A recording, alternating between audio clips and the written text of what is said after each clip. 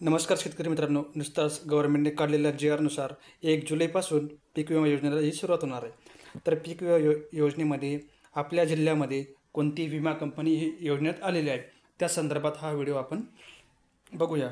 तर मित्रांनो, चॅनलवर जर नवीन असेल तर चॅनलला सबस्क्राईब करा आणि बेल आयकन जरूर दाबा मित्रांनो. तर मित्रांनो, पीक विमा हा 1 जुलैपासून चालू होणार आहे. तर आपल्याला माहीत नाही की आपल्या जिल्ह्यासाठी गव्हर्नमेंटने कोणती विमा कंपनी ही योजलेली आहे. तर गव्हर्नमेंटने 2 विमा कंपन्या या योजलेल्या आहेत. तर पहिली विमा company ICICI Lombard general insurance company आणि भारतीय कृषी विमा कंपनी, या 2 कंपन्या निवड केलेली आहे मित्रांनो.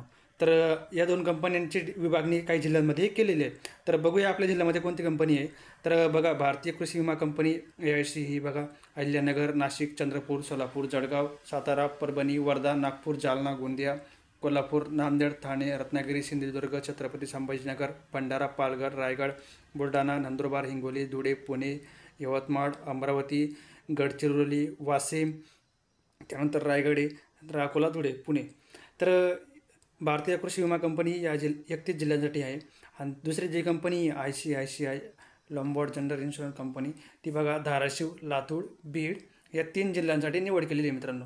तर मित्रांनो, तुम्हाला प्रश्न असेल की 2च कंपन्या कशा सिलेक्ट केल्या, की गव्हर्नमेंटचे एक असं म्हणणं आहे की कमी इन्शुरन्स कंपन्या सिलेक्ट केल्या तर आपला जो व्यवहार आहे ट्रान्सफरचे, की काही विमा कंपन्या ज्या आहेत त्या गव्हर्नमेंट म्हणजे शेतकऱ्यांना प्रॉपर लाभ देत नाही. तर गव्हर्नमेंटचं एकच म्हणणं आहे की तो व्यवहार राहील, तो ट्रान्सफर राहील.